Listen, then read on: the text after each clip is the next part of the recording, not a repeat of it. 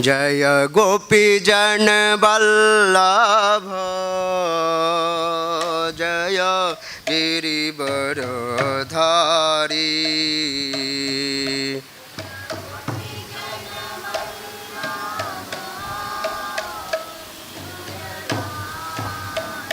जय गोपी जन वल्लभ जय गिरिवरधारी।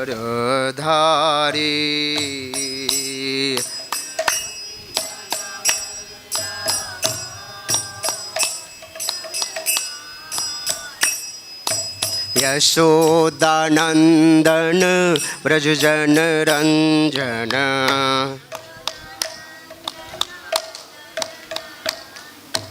यशोदानंदन व्रज जन रंजन।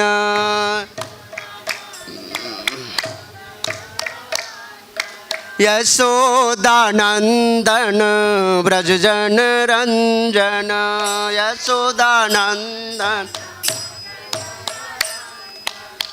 जमुना तीरवनचारी जमुना तीरवनचारी।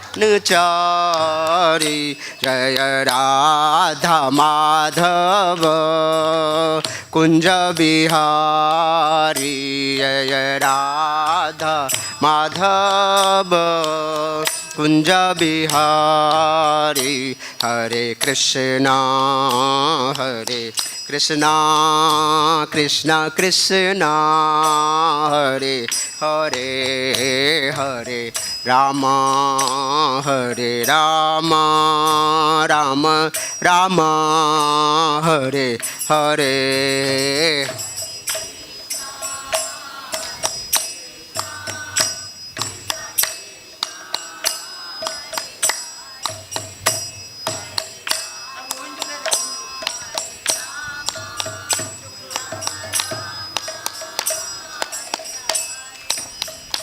हरे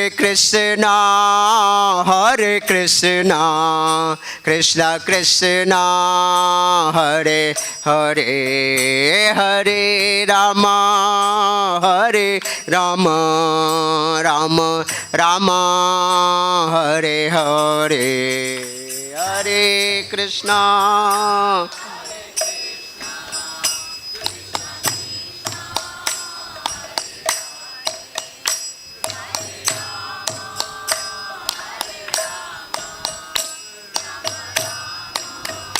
हरे हरे हरे कृष्णा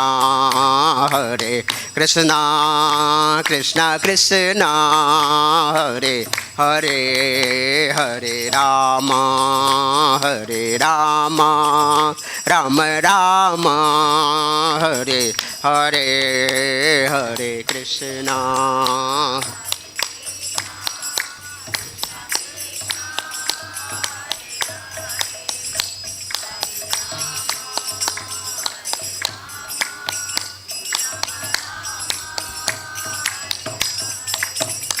हरे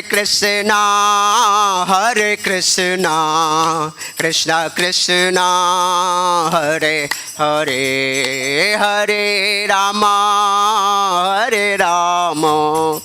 राम राम हरे हरे हरे।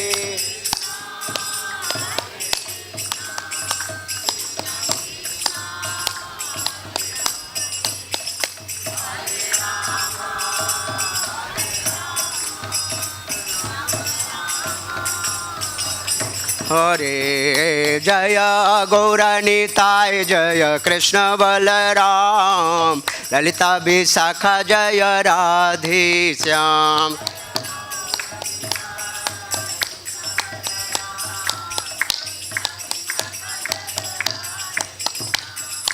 जय जगन्नाथ जय बलदेव जय सुभद्रा जय जय सुदर्शन।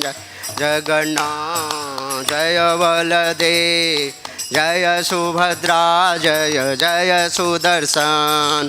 जगन्नाथ स्वामी नयन पथगामी भव तुम्हें। जगन्नाथ स्वामी नयन पथगामी नयन पथगामी भव तुम्हें जय जय प्रभुपाद प्रभुपाद प्रभुपाद प्रभुपाद।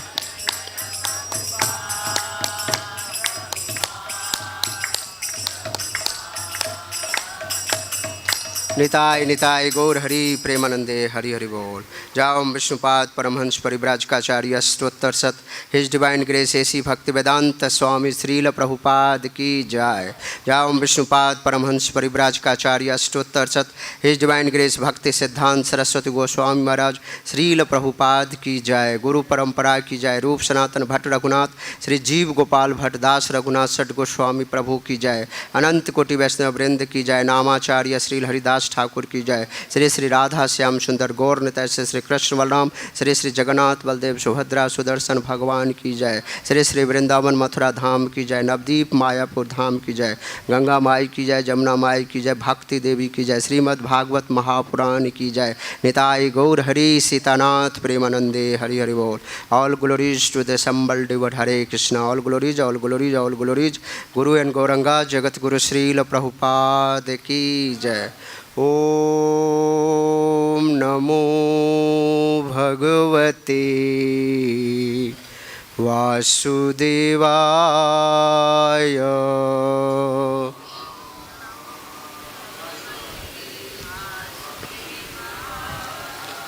ओम नमो भगवते वासुदेवाय।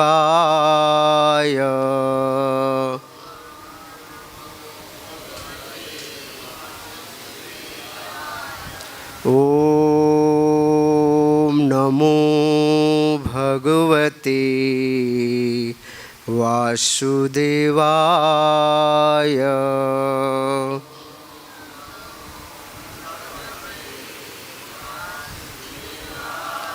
श्रीमद् भागवतम स्कंद 10 अध्याय प्रथम। अध्याय का शीर्षक है भगवान श्री कृष्ण का अवतार परिचय और आज का श्लोक क्रमांक है 35। इत्युक्त सकल पापो भोजानाम कुलपांसना भग्निम अंतुमारब्धम खड्ग पानी कचे गृहीत। इत्युक्त सकल पापो भोजानाम कुलपांसना भग्निम हन्तुमारब्धम खड्ग पानी कचे गृहीत। इत्युक्त सकल पापो भोजानाम कुलपांसना भग्निम हन्तुमारब्धम खड्ग पानी कचे गृहीत।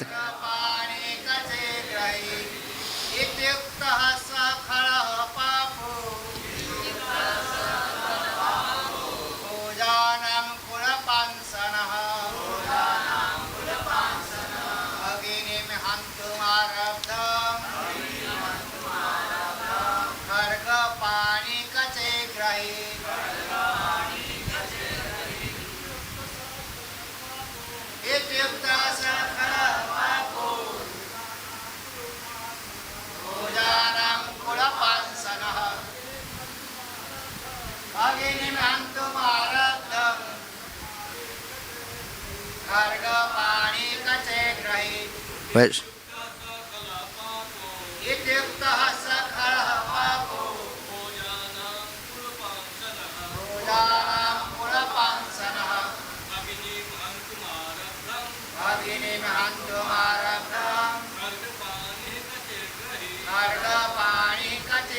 वैष्णवी फला पापो जानाम कुलपांसना।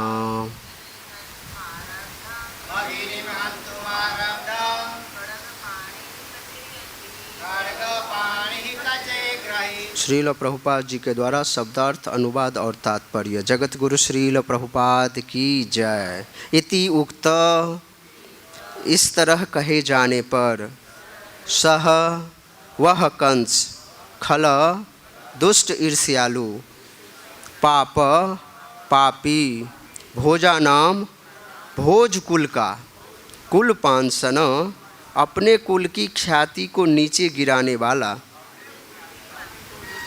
भग्निम अपनी बहन को, हंतुम आरब्धम मारने के लिए उद्यत, खड़ग पानी हाथ में तलवार लेकर, कचे बाल अग्रहित पकड़ लिया। कंस भोजवंश का अधम व्यक्ति था, क्योंकि वह ईर्ष्यालु तथा पापी था। इसलिए उसने जब यह आकाशवाणी सुनी तो उसने बाएं हाथ से अपनी बहन के बाल पकड़ लिए और उसके सिर को धड़ से अलग करने के लिए दाहिने हाथ से अपनी तलवार निकाली। तात्पर्य, कंस रथ हाँक रहा था और बाएं हाथ से लगाम थामे था, किंतु ज्यों ही उसने यह आकाशवाणी सुनी कि उसकी बहन की 8वीं संतान उसका वध करेगी, तो उसने लगाम छोड़ दी। तुरंत अपनी बहन के बाल पकड़ लिए और दाहिने हाथ में तलवार लेकर उसका वध करना चाहा। इसके पूर्व वह इतना बदसल था कि अपनी बहन का रथ हाँक रहा था, किंतु ज्यों ही उसने अपने स्वार्थ की बात सुनी अथवा यह सुना कि उसके प्राण संकट में हैं, तो वह सारा वात्सल्य भूल गया और तुरंत महान शत्रु बन गया।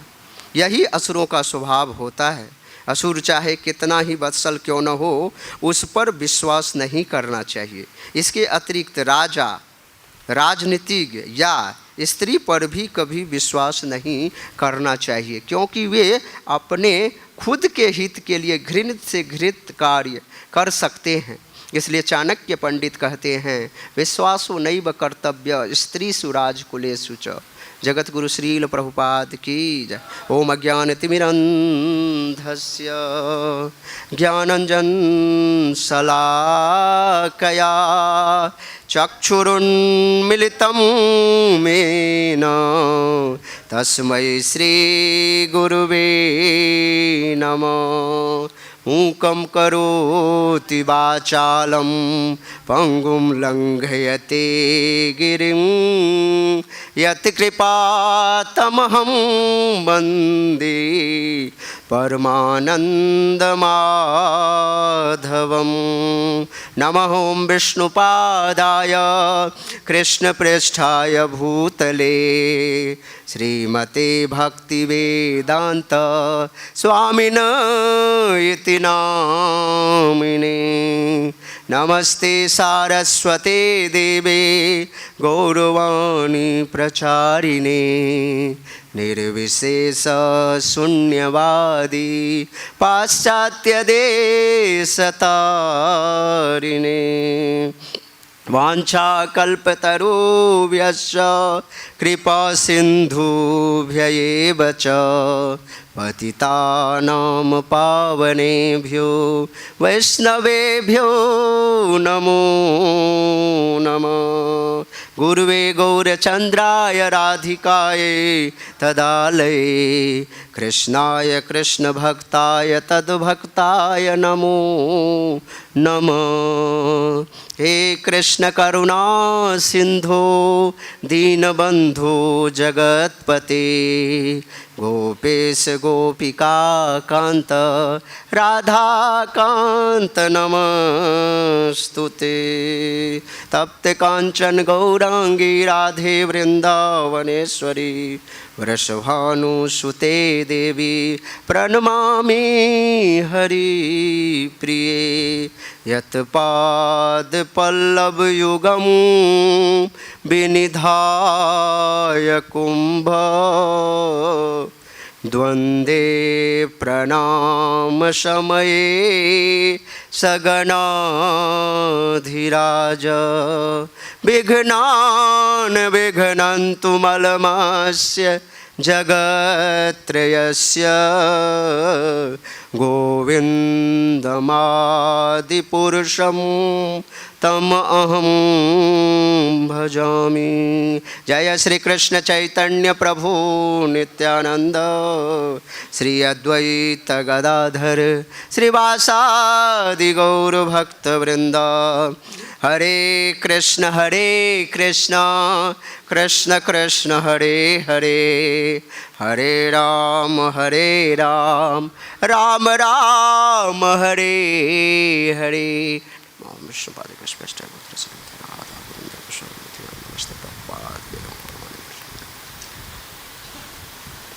हरे कृष्णा। सर्वप्रथम श्री राधा श्याम सुंदर गौर निताय श्री कृष्ण बलराम श्री वृंदावन धाम के श्री चरणारविंद में साष्टांग दंडवत प्रणाम करते हुए यहाँ पे उपस्थित जितने भी वैष्णव और वैष्णवीगण हैं सभी के श्री चरणारविंद में मैं साष्टांग दंडवत प्रणाम करता हूँ और आप ही सबसे कृपा की याचना करता हूँ। जो मेरे लिए ये परम सौभाग्य की बात है जो श्रीमद् भागवतम पे कुछ चर्चा करने का अवसर प्राप्त हुआ है, तो आप सब वैष्णव और वैष्णवी मुझ पे कृपा करिए ताकि मेरे मुख से उसी वाणी का प्रयोग हो जो साधु गुरु शास्त्र के द्वारा सम्मत हो। वो करताल दीजिए ना, करताल।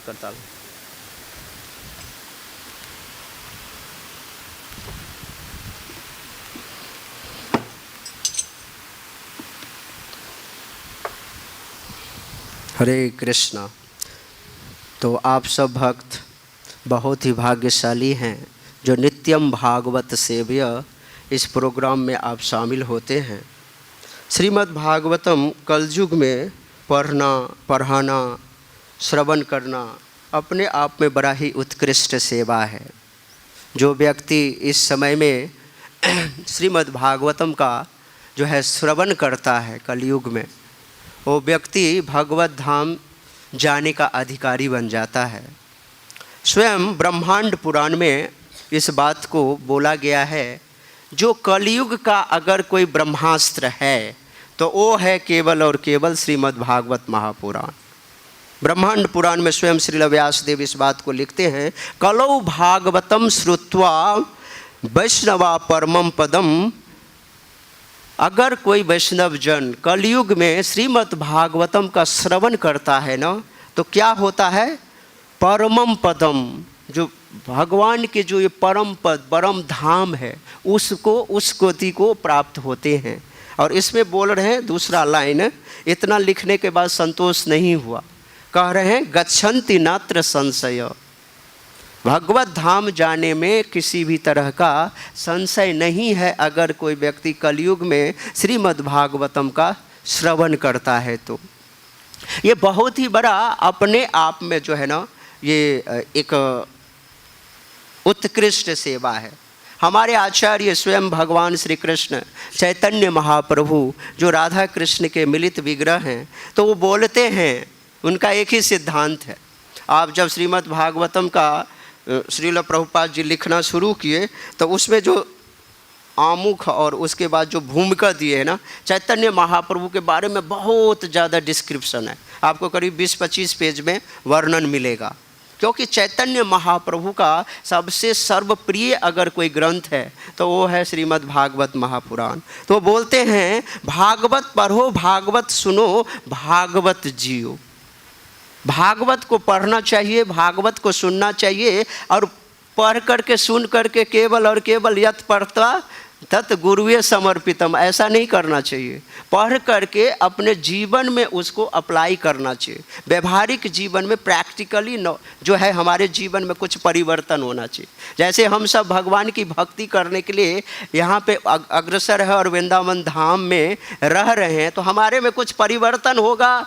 भक्ति कर रहे हैं, अगर एज इट इज़ रहेगा Shrimad Bhagavad Gita as it is की तरह, तो फिर भक्त और अभक्त में अंतर क्या हुआ। इसलिए भक्ति का मतलब होता है जो हमारे में कुछ परिवर्तन हो रहा है या नहीं, पूर्व के जितने संस्कार हैं उसमें कुछ परिवर्तन हो रहा है कि नहीं, तो ये भक्ति का पैरामीटर है, जो हम भक्ति में कितने अग्रसर हो रहे हैं। तो करें भागवत पढ़ो, भागवत सुनो और भागवत जियो। भागवत को पढ़ करके भागवत में कहे हुए कथनानुसार अपने जीवन को जीने का प्रयास करना चाहिए पूरा का पूरा। इसलिए महाप्रभु बोलते हैं, अगर प्रेम रस कहीं पे है, पंचम पुरुषार्थ अगर कोई देने वाला है इस जगत में, धर्म अर्थ काम मोक्ष, इसको प्राप्त करने के लिए पूरी दुनिया लगी हुई है। दिन रात 24 आवर 365 डेज काम करने में लगे हैं। किसको प्राप्त करने के लिए? अर्थ और काम, धर्म और ये मोक्ष की तो प्राप्ति फिर भी कुछ बिरले व्यक्ति करता है, लेकिन जो 4 पुरुषार्थ की प्राप्ति करने के लिए लोग अपना जीवन बिता रहे हैं। लेकिन पंचम पुरुषार्थ जो देने वाला है वो है केवल और केवल श्रीमद् भागवत महापुराण। तो कह रहे प्रेम रस का अगर सार कहीं छुपा है तो वो है श्रीमद् भागवत महापुराण में। इसलिए श्रील प्रभुपाद जी ने इस्कॉन जैसी संस्था में सुबह और शाम श्रीमद् भगवत गीता, श्रीमद् भागवतम का पठन पाठन पे इतना ज़्यादा जोर दिए हैं, क्योंकि चेतो दर्पण मार्जन अगर होगा तो केवल और केवल शास्त्र को श्रवण करने मात्र से, शास्त्र को श्रवण करने मात्र से परीक्षित महाराज जो है भगवत धाम को चले गए। इसलिए श्रवण की बड़ी महिमा है। हमारी स्कूलिंग शुरू होती है केवल और केवल सुनने मात्र से, सुनने करने। स्कूल में, कॉलेज में, यूनिवर्सिटी में बच्चे जितने स्टूडेंट हैं सुनते ही तो आ रहे हैं। तो सुनने की बड़ी महिमा है। इसलिए मुंह एक दिया है, कान 2 दिया है, बोलो कम सुनो ज़्यादा। इसलिए सुनने की बड़ी महिमा है। तो ये श्रीमद् भागवत महापुराण अपने आप में एक अभूतपूर्व ग्रंथ है। और जब से श्रील सुखदेव गोस्वामी पाद इसको अपने मुख से बोले हैं ना, सुख मुखाद अमृत द्रव संयुतम, तो ये जो निगम कल्प तरुर गलितम फल है वो सुख के मुख से बोला गया इतना सुंदर अमृत से भी ज़्यादा अच्छा हो गया, जो इसका वर्णन नहीं किया जा सकता। तो हम सब भक्त श्रीमद् भागवतम के 10वें स्कंध, जो सबसे पावरफुल चीज़ है, श्रील सुखदेव गोस्वामी पाद बताते हैं, जो भागवत के 10 मुख्य विषय है। अत्र सर्ग विसर्गश्च स्थानम पोषणम ऊतय मनवंतर ईशानु कथा निरोध मुक्तिर आश्रय। ये जो 10 मुख्य तत्व है, भगवत गीता के 5 तत्व हैं। कौन है? ईश्वर, जीव, प्रकृति, काल और कर्म। लेकिन भागवत के 10 मुख्य विषय हैं। तो 10 मुख्य विषय को प्रतिपादित करने के लिए उसमें भी सर्व प्रमुख विषय है कौन सा? आश्रय। तो हम सब आश्रय तत्व को समझने का प्रयास कर रहे हैं। आश्रय तत्व क्या है? जहाँ पे सब कुछ आकर के आश्रय लेते हैं, जहाँ पे सब कुछ की गतिविधियाँ आश्रित हो जाती है किसी एक व्यक्ति पे। तो भगवान श्री कृष्ण बोलते हैं अहम सर्वस्व प्रभुव एते चांस कला पुंस कृष्णस्तु भगवान स्वयं। तो सभी के जो आश्रय हैं वो केवल और केवल भगवान श्री कृष्ण हैं। और भागवत में जो आश्रय, जो वस्तु है जिसका निरूपण किया गया है, जिसके कारण श्रील व्यास देव को हृदय में संतोष की भावना नहीं आ रही थी, तो अपने गुरुदेव की प्रेरणा श्रीपाद नारद जी के द्वारा, तो जब भागवत को जब लिखे अपनी परिपक्व अवस्था, समाधि की भाषा बोला जाता है। यहाँ तक श्रील जीव गोस्वामी पाद बोलते हैं ये वांगमय स्वरूप है श्री भगवान श्री कृष्ण का, साहित्यिक अवतार है श्रील व्यासदेव। तो वो कह रहे हैं जो यहाँ पर में जो आश्रय का निरूपण भागवत के 10वें स्कंद, जो भगवान के मुखारविंद को, पद्म पुराण के अनुसार मुखारविंद को प्रतिनिरूपित करता है, और उसमें आश्रय तत्व का विशेष रूप से वर्णन किया है। तो कह रहे आश्रयः परम ब्रह्म परमात्मेति शब्दते। ये आश्रय जो है ये श्री भगवान श्री कृष्ण की ये जो परमात्मा स्वरूप हैं उनकी वो जो पूरी की पूरी व्याख्या, या समझिए भगवान श्री कृष्ण के पूरी साकार स्वरूप की व्याख्या जो है उसी भगवान श्री कृष्ण पे ये पूरी भागवतम जो है निर्धारित की गई है, और उनके भक्तों के विषय में समन्वित ये ग्रंथ है। तो ये जो आज का श्लोक क्रमांक है 35 नंबर। आप सब भक्त जानते हैं इस श्लोक को और कई दिनों से इस चैप्टर को पढ़ रहे हैं। तो भागवतम का जो 10वें स्कंद का जो ये पहला अध्याय है, भगवान श्री कृष्ण क्यों अवतार लेते हैं इसके विषय में कुछ यहाँ पे वर्णन कर रहे हैं। तो भगवान श्री कृष्ण अभी बैकग्राउंड पूरा का पूरा तैयार कर रहे हैं, हमें कैसे आना है इस धरती पे। जब पृथ्वी पे जब धरती पे धर्म घटा तब भगवान अवतार लिए। तो जब धरती पे बहुत ज़्यादा हाहाकार मच गया, धरती माता गाय के स्वरूप लेकर के और ब्रह्मा जी के चरणाश्रित हुए। ब्रह्मा जी कई सारे देवताओं को लेकर के जो है भगवान की स्तुति करते हैं और भगवान द्वारा आदेश को प्राप्त ब्रह्मा जी सभी देवताओं को बोलते हैं, भगवान जो है जिस बात से पृथ्वी व्यथित हैं भगवान को पहले से ज्ञात है। भगवान बहुत ही जल्दी यदुवंश में जो है वसुदेव और देवकी के यहाँ प्रकट होने वाले हैं। इसलिए सभी देवी देवताओं को बोला गया है अपने सभी परिवार के साथ जो है यदुवंश में प्रकट होने के लिए।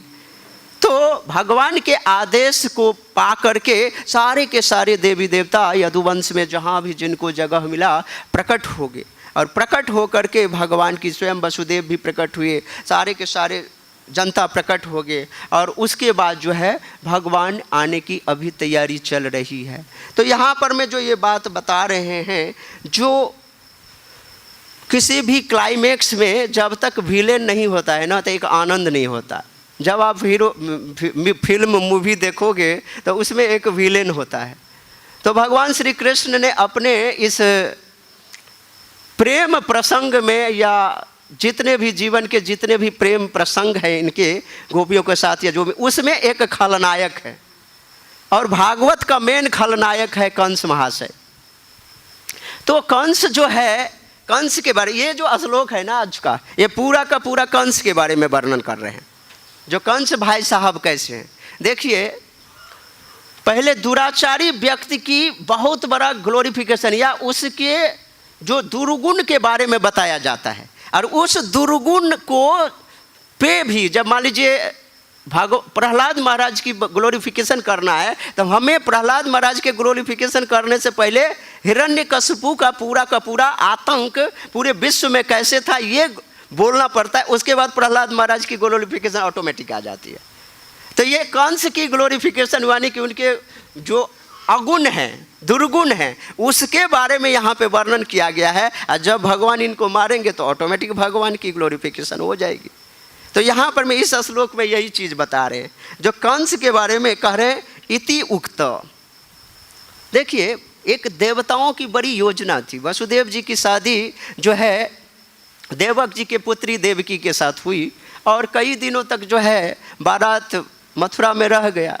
तो मथुरा में जब रह गया, जिस दिन जाने लगे तो राजा कंस जो है वो अपने आप को अपने बहन के प्रति इतना स्नेहिल था जो उन्होंने रथ पे जो सवार था उसको हटा करके स्वयं रथ हाँकना शुरू कर दिए।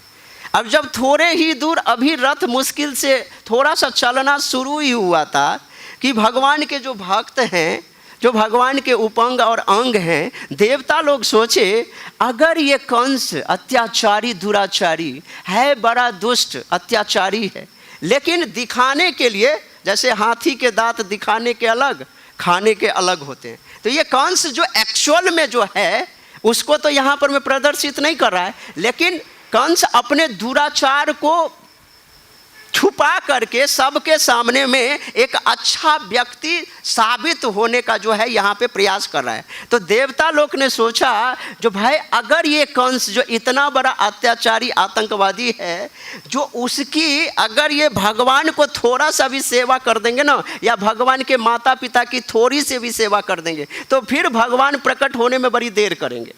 इसलिए देवी देवता ऐसा नहीं चाहते थे। इसलिए जैसे ही उन्होंने देवकी और वसुदेव की सेवा करने सोचा और प्रयास किया, वही तुरंत आकाशवाणी कर दिए। और आकाशवाणी में संबोधित क्या, हे मूर्ख कंस, जिस देवकी को तुम इतनी सेवा कर रहे हो उसी का अष्टम गर्भ। यहाँ पर में भी भगवान चीटिंग कर रहे हैं। या अष्टम संतान जो है तुम्हारे वध का कारण बनेगा। और जैसे ही ये कंस इस बात को सुना तो जितना उनका हृदय में अपनी बहन के प्रति इतना ज़्यादा स्नेह था, वो स्नेह तुरंत परिवर्तित हो गया, विपरीत हो गया। देवता लोग यही चाहते थे, ये व्यक्ति बड़ा दुष्ट लेकिन सामने में प्रदर्शित कर रहा है जो मैं बड़ा साधु हूँ, अच्छा हूँ, लेकिन इसकी साधुता कैसे खत्म होगी, दुनिया के सामने में कैसे उजागर होगी, इसलिए आकाशवाणी कर दिए जानबूझ करके देवता लोग। और देवता लोग की आकाशवाणी को सुन करके कंस अपने आपे में नहीं रहा, इसलिए यहाँ पर मैं कह रहे इति उक्त। जैसे ही आकाशवाणी को सुना, कंस सुना, देववाणी को सुना, तो वो इतना पाप से पापिष्ट था ना। कंस के बारे में बोला जाता है जो ये एक तरह से चलता फिरता जो है पाप का मूर्ति था। जैसे विदुर जी ने धृतराष्ट्र की सभा में बोला था ना दुर्योधन के बारे में, हे धृतराष्ट्र, अगर आपको अपनी और अपने परिवार को बचाना है, राज्य को बचाना है, तो ये जो आपका जो सुपुत्र नहीं, आपका जो ये पुत्र है दुर्योधन, ये चलता फिरता जो है ये अधर्म की मूर्ति है, पाप की मूर्ति है, इसको अलग करो। इसी बात पे तो विदुर जी को घर से बाहर किया गया था। सेम यहाँ पर में सीन है। ये कंस चलता फिरता पूरा का पूरा पाप का ही मूर्ति, एक तरह से समझो ये पाप से ही बना, उसकी जन्म से ही पाप के बारे में पूरा चर्चा है। इतना क्रूर था, इतना क्रूर था, ऐसे कोई प्रमाण तो नहीं मिलता, लेकिन कंस के बारे में ऐसा बोला जाता है ये उग्रसेन के वीर्य से प्रकट नहीं हुआ संतान है। ऐसा कई लोग बोलते हैं, कई आचार्य भी बोलते हैं, लेकिन मैंने कई प्रमाण के रूप में मैं कहीं पढ़ा नहीं जो ये द्रुमिल राक्षस के संसर्ग से जो है इसकी जो है उत्पत्ति होती है। लेकिन यहाँ पर मैं उनका संसर्ग बचपन से उसकी जितनी दोस्ती यारी थी सारे के सारे खल व्यक्ति से, तो यहाँ पर मैं इनकी जो है ना सारी की सारी दुर्गुण को बता रहे हैं। करें स खल पापो भोजा नाम कुल पांसन, ये 3-4 जो है ना इसकी करतूत के बारे में, कंस की करतूत के बारे में गिना रहे हैं। तब कह रहे हैं कंस के बारे में पहला शब्द बोले खल। खल शब्द का जो मीनिंग होता है ना, जैसे सांप जैसा ईर्ष्यालु होता है ना, वो उससे भी ज़्यादा ईर्ष्यालु ये कंस का स्वभाव था। अरे सांप तो समय आने पे काटेगा। सांप के बारे में चाणक्य पंडित बोलते हैं उसको समय आने पर किसी को ऐसा आघात किया काटेगा, लेकिन जो ईर्ष्यालु व्यक्ति है ना वो सांप से ज़्यादा खतरनाक होता है। वो पग पग पे हर पल पे आपको काटेगा, इसलिए ईर्ष्यालु व्यक्ति से बड़ा ही सावधान रहना चाहिए। तो यहाँ पर मैं कंस को खल इतना ज़्यादा ईर्ष्यालु था। कह रहे हैं जो खल का मीनिंग बता रहे हैं, न तो सद्भाव युक्त, उसमें एक भी अच्छा गुण नहीं था, इतना खल था। वो प्रभु जी को जगाइए, हरे कृष्ण कृष्ण कृष्ण हरे हरे, हरे राम राम राम हरे हरे। अमृत पान करिए, कहाँ गोता लगा रहे हैं क्षीर सागर में, सॉरी क्या कहते हैं नमक के पानी में जा कर के।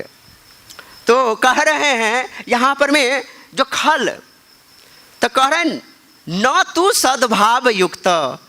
कंस के अंदर में खल का डिफिनेशन बता रहे हैं, जो न तो सद्भाव युक्त, उसमें एक भी सद्भाव नहीं पाया जा रहा था। तो कह रहे सद्भाव युक्त नहीं था, इसलिए वो पूरा का पूरा पाप में विश्वास करता, और कोई भी पापिष्ट वस्तु है उसमें उसका पूरा ध्यान मन पूरा का पूरा जीवन ही बीत रहा था।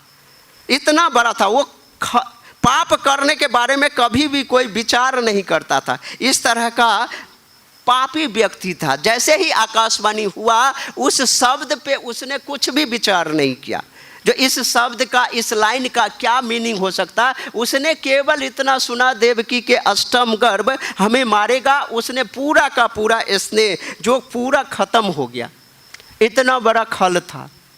खल जो असुर प्रवृत्ति के लोग हैं ना, उसका स्वभाव अगर पहचानना होगा ना, तो उसकी ऐसी बुरी स्थिति में डाल करके देखो अपने आप प्रदर्शित हो जाता है। तो कंस के बारे में बोला जाता है खला नाम अग्रगण्यम, खलों में सबसे बड़ा खलनायक था। तो श्रील गुरुदेव हिजोलिनेश राधा गोविंद दास गोस्वामी महाराज खल के बारे में एक खलनायक की कथा बताते हैं। एक बहुत बड़ा खलनायक था, इतना बड़ा दुष्ट प्रवृत्ति का खलनायक था। वो एक गांव था बड़ा, 10,000 20,000 की आबादी वाला गांव था। उसके जस्ट नज़दीक में जो है ना एक जंगल था जिसमें शेर, खूंखार, हिंसक पशु रहते थे। तो वो खलनायक जो था, खल था, वो जंगल में चला गया। और जंगल में जब चला गया तो एक व्यक्ति, साधु पुरुष टाइप का, भाई आपको पता है हिंसक पशु से भरा हुआ ये पूरा का पूरा जंगल है और आप यहाँ पे स्वयं विचरण कर रहे हैं, आपको मरने का भय नहीं है? आप मारे जाओगे, शेर खा जाएगा, भालू खा जाएगा। तो कह रहे मैं तो यही चाहता हूँ। तो आप यही चाहते हैं? तो हाँ, आपको पता नहीं मैं कौन हूँ?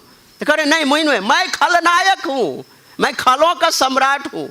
तो कह रहे क्यों, आप क्यों ऐसा चाहते हैं जो शेर आपको खा ले? तो मैं इसलिए ऐसा चाहता हूँ, जो शेर को एक बार खून पीने की लत लग जाती है ना, तो वो खून के लिए जो है ना, खून पीने के लिए बड़ा ही इधर उधर भटकता रहता है। तो मैं इसलिए अपने आप को शेर के पंजे में, मुंह में आने के लिए तैयार हूँ। जो मुझे खा लेगा, इसको खून पीने, खाने, मनुष्य खाने की आदत लग जाएगी, इस फिर गांव वाले को परेशान करेगा, एक एक करके खाता रहेगा। ये इतना बड़ा खलनायक था जो अपने आप को बलि चढ़ा करके पूरे गाँव को जो है शेर के मुंह में डालना चाहता, इतना बड़ा खलनायक था।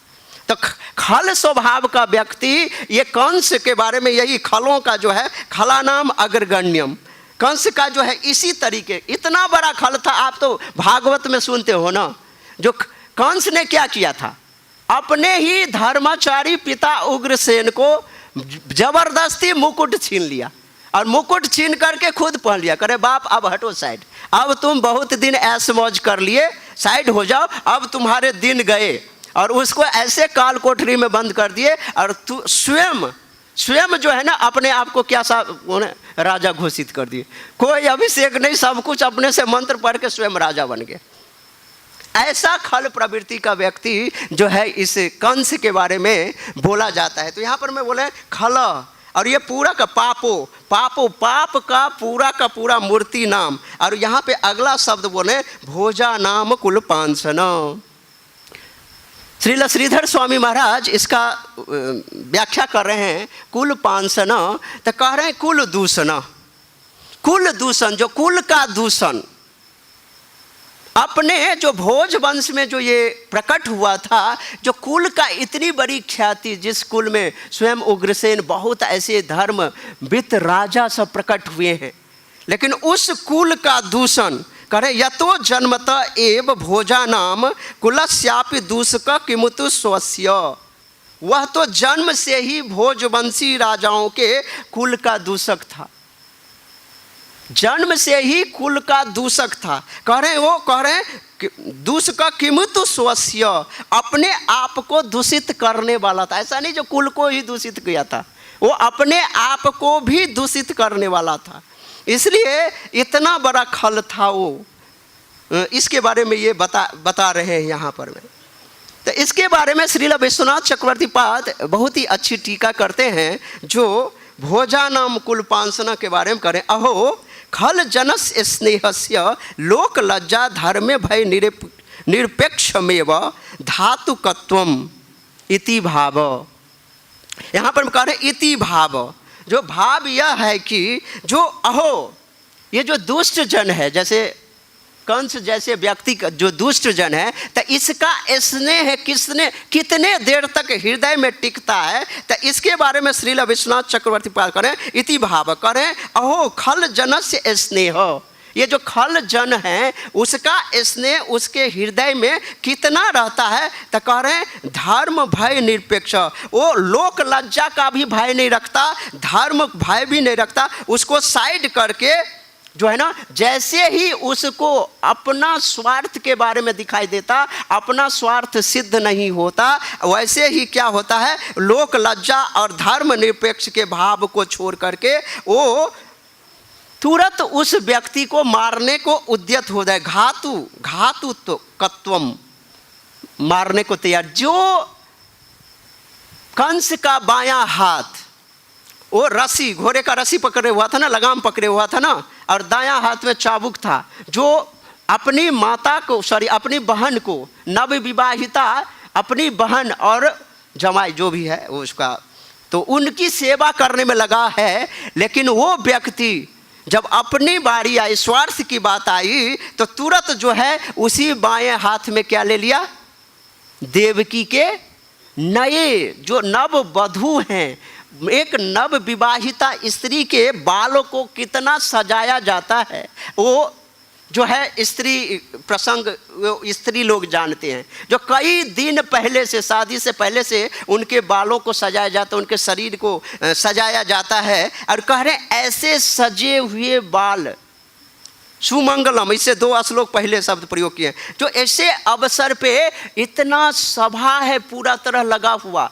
जैसे ही आकाशवाणी सुना कंस, और कंस ने सोचा भी नहीं, लेकिन अपना असुर गुण प्रदर्शित करके जो उसको पकड़ा हुआ था रस्सी को, वो तुरंत जो है अपनी बहन के बाल को टच करे, बाल को पकड़ लिया, और दाएं हाथ से जो चाबुक था उसको तुरंत खड़ग पानी, दाएं हाथ से उन्होंने एक खड़ग पानी करें निकाल लिया। और अगला जो शब्द करें कचे अगृहीत, यहाँ पर में कचे अगृहीत। भागवत में कच शब्द का प्रयोग कई जगह हुआ है, लेकिन मुझे जहाँ तक ध्यान आ रहा है ये यहाँ पे कच शब्द का प्रयोग हो रहे हैं। और अब भागवत के अष्टम क्या कहते हैं, प्रथम स्कंद के 8वें अध्याय में बता रहे हैं कचे ग्रहीत। श्लोक क्या है, करे साध इत्वा जात शत्रु स्वराज्यम कित वैरहुतम घात इत्वा सतो राज्य कच स्पर्श छतायुषा। कह रहे हैं जो राजा युधिष्ठिर महाराज के जो राज्य को दुर्योधन ने अपने मामा शकुनी, अपने दुर्योधन एंड कंपनी सभी मिल करके जो है दुष्कर्म के द्वारा, ठग बुद्धि के द्वारा राजा युधिष्ठिर महाराज का जो अजात शत्रु है, ऐसे व्यक्ति का जो है राज्य का हरण कर लिया। और हरण कर लेने के बाद जो इतना बड़ा आतताई था, तो उसकी कैसे आयु खत्म हुई, तो भगवान श्री कृष्ण ने ऐसे व्यक्ति की आयु खत्म करने कैसे, कच स्पर्श छतायुष। जैसे ही कोई स्त्री, जैसे ही कोई व्यक्ति किसी स्त्री या युवती, मान लीजिए किसी भी स्त्री के बाल को टच करने का अधिकार किसी अनजान पुरुष को नहीं है। स्त्री के बाल को टच केवल और केवल या तो उसकी माँ कर सकती है, या तो सखी सहेलियां बाल को संवारने के लिए कर सकती है, या दूसरा कोई पुरुष कर सकता है तो उसके वो पति होंगे। स्त्री के बाल और कोई टच नहीं कर सकता। लेकिन भरी सभा में दुर्योधन ने आदेश दिया और दुशासन को माता द्रौपदी के बाल को टच किया, बाल पकड़ करके घसीट करके लाया। तो भगवान श्री कृष्ण वहाँ पर बताएं, भरी सभा में जैसे ही दुर्योधन के कंपनी ने इस भरी सभा में जो है माता द्रौपदी के बाल को पकड़ करके लाया, वैसे छत आयुष कच स्पर्श छतायुष, वैसे ही उन सभी के आयु जो है खत्म हो गए। भगवान ने उसके कच स्पर्श करने मात्र से सभी की आयु खत्म कर दी। यहाँ पर में भी दुष्ट कंस देवकी जो भगवान की माँ बनने वाली है, तो भगवान और भगवान के माँ में कोई अंतर नहीं होता है, समझ रहे हैं ना। भगवान के माता पिता, जो भगवान अपने माता पिता चुनते हैं, तो ऐसे ऐरे गैरे नथु खैरे को नहीं चुनते हैं, वो सेम लेवल के व्यक्ति होते हैं। तो भगवान के जो माँ हैं, ऐसे पतिव्रता स्त्री जिनकी, और वो कभी नव विवाहिता है, बहन है, और ऐसे दुष्ट स्वभाव कंस कचे अगृहीत, तो कह रहे केस बंधे। श्रीपाद श्रीधर स्वामी बजा कर केस बंधे, जो सजाए गए बाल को पकड़ लिया, बाल को पकड़ करके घसीट रहे। यहाँ पर मैं यही बात बता रहे हैं। इसलिए कच स्पर्श, ये कोई व्यक्ति अगर किसी के जो अगर कच स्पर्श, ये कैसे, यहाँ पर मैं अपने टीका में लिख रहे हैं श्रीपाद वल्लभाचार्य जी, जो कंस इतना भी नहीं सोचा पाप की मूर्ति में, भाई ठीक है इसका अष्टम गर्भ जो है ना ये मारेगा ना, तो उसको चाहिए क्या, जो कम से कम 7 पुत्र होने देता। अष्टम गर्भ से उसको हानि है ना, तो उसको कम से कम 7 पुत्र को जन्म लेने देता।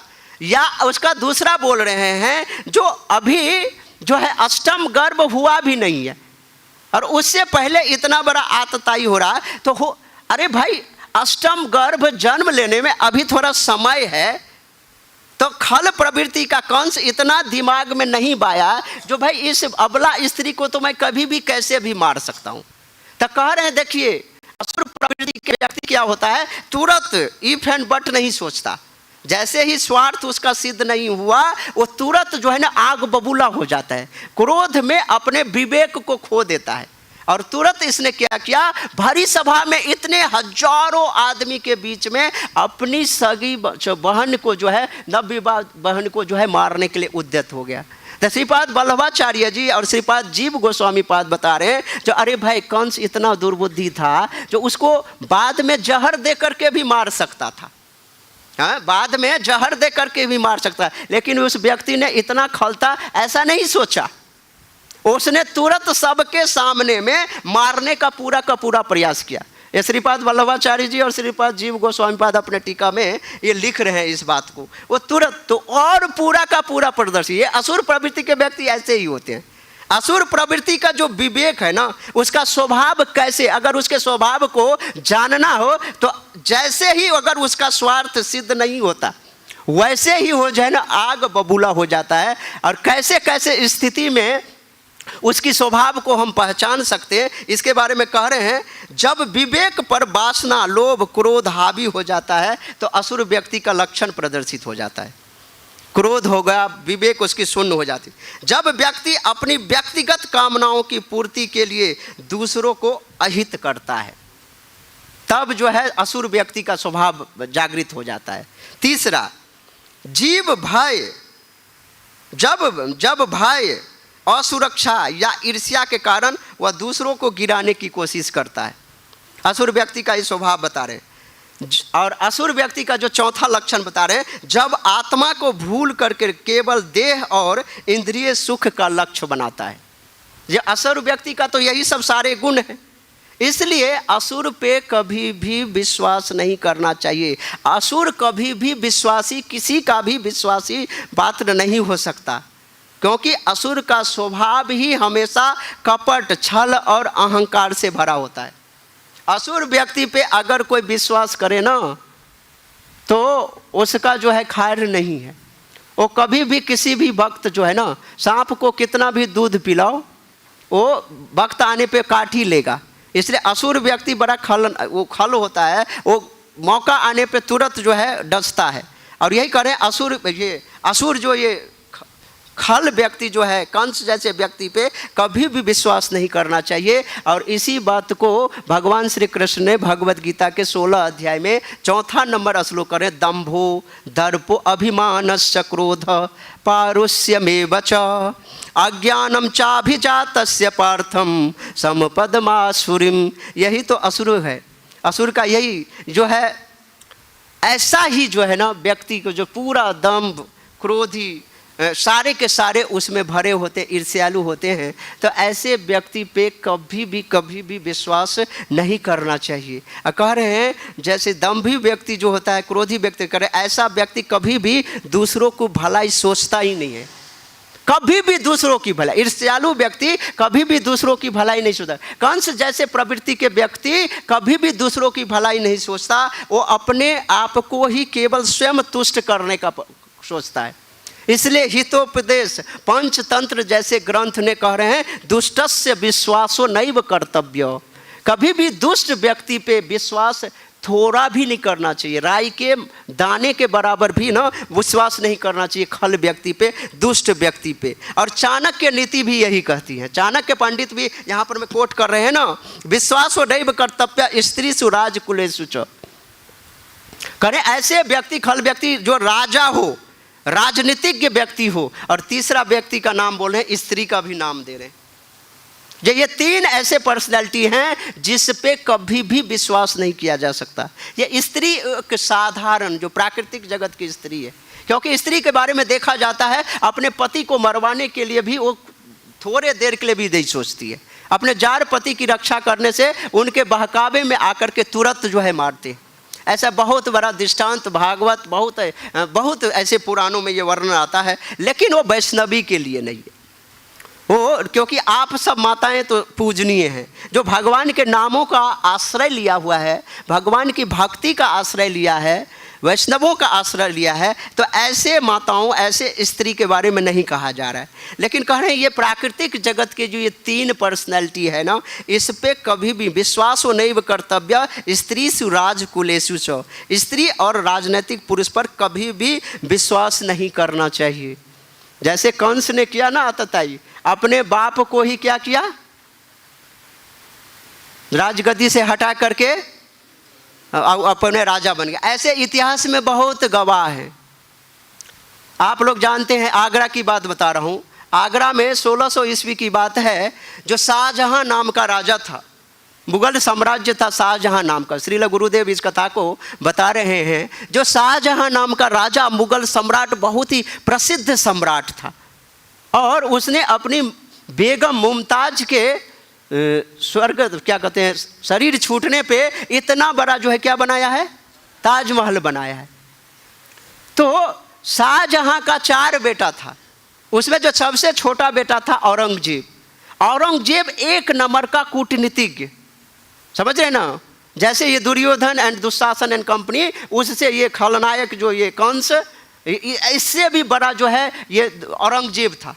औरंगजेब ने क्या किया, अपना भाई दारा शाह, उसको बोलते हैं दारा शाह, जो उसको क्या कहते हैं विदर्भी साबित करके, अपने 3 भाई को विदर्भी साबित करके अपने बाप का मुकुट न छीन लिया। अब बाप के मुकुट को छीन करके स्वयं जो है ना क्या किया, अपने आप को जो है ना पहन लिया उसको, और अपने बाप शाहजहां को कहाँ कर दिया, कैद कर दिया। कहाँ, आगरा के जेल में। आगरा के जेल में शाहजहां 8 साल तक कैद रहा। उसकी बहन को भी कैद कर दिया एक ही जेल में। तो एक बार की बात है, इवन उसको पानी भी नहीं दिया जाता था ठीक से। कह रहे जितनी ज़रूरत है उतना पानी नहीं देना है। अगर 1 गिलास पानी ज़रूरत है ना, तो उसको मुश्किल से 1 घूंट पानी दे दो, ठीक है ना। तो इससे इतना ज़्यादा, उतना भी खाना, एकदम दुबला पतला हो गया था। तो एक बार की बात है, जो है ये औरंगजेब जो है जेल में जाकर के, जो है उस कारागृह में जाकर के औरंगजेब के पास गए, क्या माय डियर फादर, कैसे हालचाल हैं आप, ठीक है ना, सब अच्छा चल रहा है ना, खाना पानी मिल रहा है ना। तो कह रहे अरे दुष्ट, बोलते हैं अरे एक मुसलमान, चले हिंदू जो होता है ना, अपने मरे हुए बाप को भी पानी देता है, लेकिन तुम इतना बड़ा खलनायक दुष्ट हो ना, तुम अपने जिंदा बाप को पानी के लिए तरसा रहे हो, खाने के लिए बात ही छोड़ो। तो जब इतना बात बोला तो औरंगजेब का थोड़ा हृदय पसीज गया। तो बोलिए क्या किया जाए आपके लिए। तो बोलते हैं भैया थोड़ा सा ऐसी व्यवस्था करो, मैं राजा था, पहले मैं राजा था, तो मुझे हुकूमत बादशाही करने का ये आदत है। तो ऐसा करो, जेल में कुछ ऐसी व्यवस्था कर दो, कुछ कैदी को मेरे अंडर में डाल दो, मैं उसको कुछ ज्ञान दूंगा, अगर वो मेरी बातों को नहीं मानूंगा तो 2-4 छड़ी मार करके मैं अपनी राजापन का, टीचरपन का भाव जो है मैं सोचूंगा जो मैं भी कुछ हूँ। कहा ठीक है। औरंगजेब ने ऐसी व्यवस्था कर दिया। उस जेल में बाप को 8 साल तक कैद रखा। और दूसरी ख्वाहिश बोली, जो कह रहे उसको अपने बीवी से बड़ा प्रेम था, उसी के नाम पे स्मारक बनाया था ताजमहल। कह रहे इस जेल में छेद कर दिया। आज भी आप मथुरा के जेल में जाओगे तो छेद है, जिस छेद से शाहजहां अपने बीवी के उस मकबरा को जो है देखता था। गए हो, देखे हो आप लोग, हैं? देखिएगा जा करके। वैष्णव लोग ताजमहल का दर्शन करने नहीं जाते। हम लोग एक बार की बात है, आगरा में बुक डिस्ट्रीब्यूशन करने के लिए गए, तो हमारे प्रभु जी जो है बस लगा दिए और बोले बस जिनको जाना है ताजमहल का दर्शन करने तो वो लोग जा सकता है। तो बोले ताजमहल का दर्शन, ताजमहल तो किसकी समाधि है भाई, किसका डेड बॉडी है उसमें डाला हुआ, मुमताज का। तो करें जब हम श्मशान घाट में जाएंगे तो मेरा तो जनेऊ भी चेंज करने पड़ेगा, शरीर स्नान पड़ेगा यहाँ पे। तो ऐसे जगह पे जाके क्या लोग उसको देखने के लिए जो है कहाँ से दर्शन करने के लिए आते हैं, समझ रहे ना।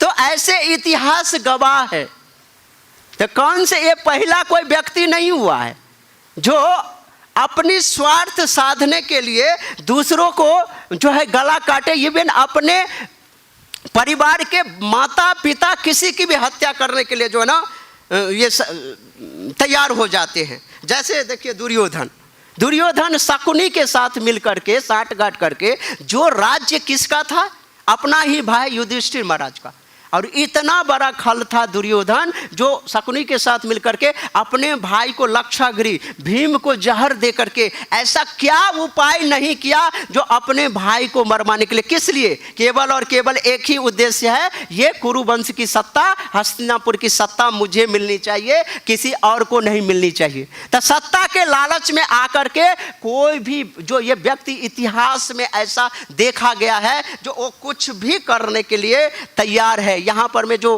कंस का प्रसंग दे करके हमें इन सब चीज़ों की जो याद दिला रहे हैं। जैसे बौद्ध वंश की संप्रदाय थी ना, तो उसी समय जिस समय में बौद्ध वंश प्रकट हुए थे उस समय की बात है, जो एक नाम राजा बिंबसार नाम करके एक राजा हुए थे, उसका पुत्र का नाम था अजातशत्रु। तो ये अजातशत्रु ने भी ऐसे ही किया था, अपने पिताजी बिंबसार को ही जो है ना गद्दी से हटा करके स्वयं राजगद्दी ले लिया था। इसलिए कभी भी आतताई व्यक्ति, ये दुष्ट व्यक्ति, ईर्ष्यालु व्यक्ति पे विश्वास नहीं करना चाहिए, कभी भी विश्वास नहीं हो सकता है। तो इस श्लोक को देख करके हम अपने जीवन में क्या अप्लाई कर सकते हैं, क्या समझ सकते हैं, इसके बारे में थोड़ा सा चिंतन करते हैं।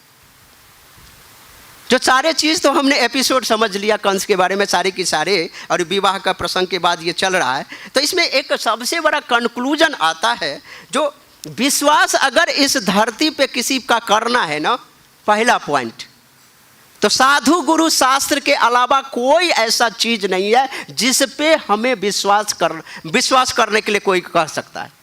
कोई इस जगत में है जो इसके अलावा जो विश्वास किसी का हो, कभी भी नहीं हो सकता।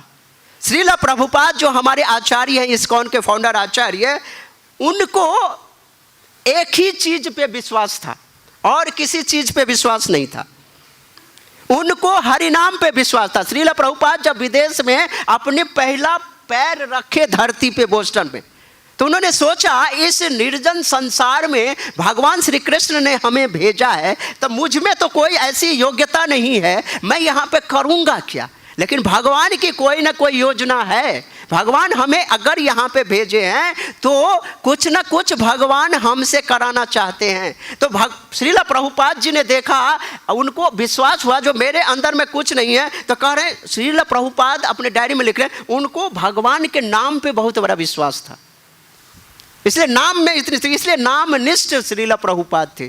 कह रहे जो नामनिष्ठ होता है ना, वो कोई कितना भी बड़ा से बड़ा दुर्दैव जो कार्य होता है ना, जो प्रचार आज भूतो न भविष्यति ऐसा करने वाला कोई भी आचार्य 10,000 वर्ष में प्रकट नहीं होंगे, जो श्रील प्रभुपाद जी ने अपने गुरुदेव के आदेश को मान करके उनको प्रचार किए।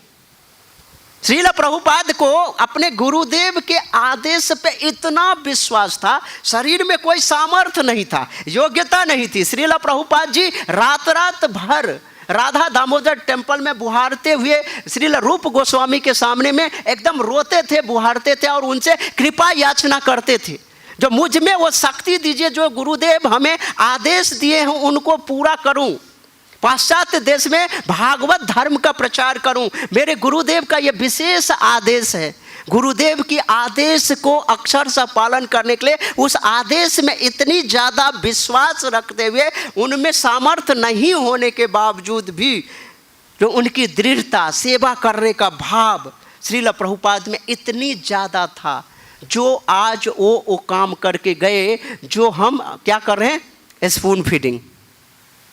श्रील प्रभुपाद जी ने मेहनत किए, एक ऐसा वृक्ष लगाए जिसमें फल अभी पके हुए हैं, हम लोग बैठ करके मज़े से खा रहे हैं, कोई मेहनत नहीं। भक्ति का एक ऐसा प्लेटफॉर्म श्रील प्रभुपाद जी ने इस दुनिया में जैसे तैयार किया ना, तो ऐसे आचार्य होना बड़ा मुश्किल है।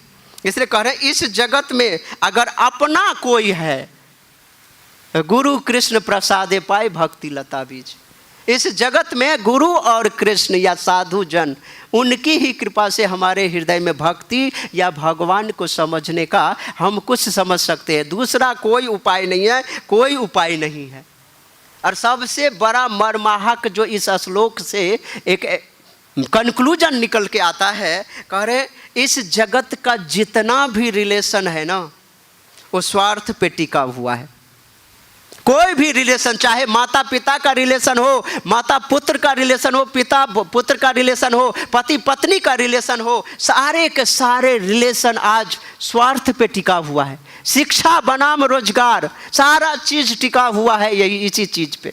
इसलिए कह रहे हैं इस स्वार्थ भरी जगत में अगर अपने आप को बचाना है ना, तो अपना हितैषी, अपना दोस्त, सुहृदय सर्वभूतानाम, जो भगवान श्री कृष्ण हैं, ऐसे व्यक्ति को सखा दोस्त मान करके उनके द्वारा आदेशित बातों को जो ग्रंथ में छपे हुए हैं उनको एज इट इज़ फॉलो करने का पूरा प्रयास करना चाहिए। तभी हमारा जिंदगी जो है परमार्थ के मार्ग पे, अच्छी मार्ग पे जो है चलेगा, नहीं तो हमारा फिर सर्वनाश हो जाएगा। इसलिए गुरु कृष्ण, भागवत, साधु, गुरु शास्त्र को अपने जीवन में ला के रखना चाहिए। इस श्लोक से हमें यही गुण जो है प्रदर्शित हो रहा है, सीखने को मिल रहा है। तो हम इसी वाणी से यहाँ पे विराम देते हैं। अगर किसी का कोई प्रश्न हो तो पर्सनली आप पूछ सकते हैं, क्योंकि हम भक्तों के प्रसाद में व्यवधान नहीं बनना चाहते हैं। वांछा कल्पतरुभ्यश्च कृपा सिंधुभ्यश्च च पतितानां पावनेभ्यो वैष्णवेभ्यो नमो नमः। जगत गुरु श्रील प्रभुपाद की जय, अनंत कोटि वैष्णव वृंद की जय, भागवत महापुराण की जय।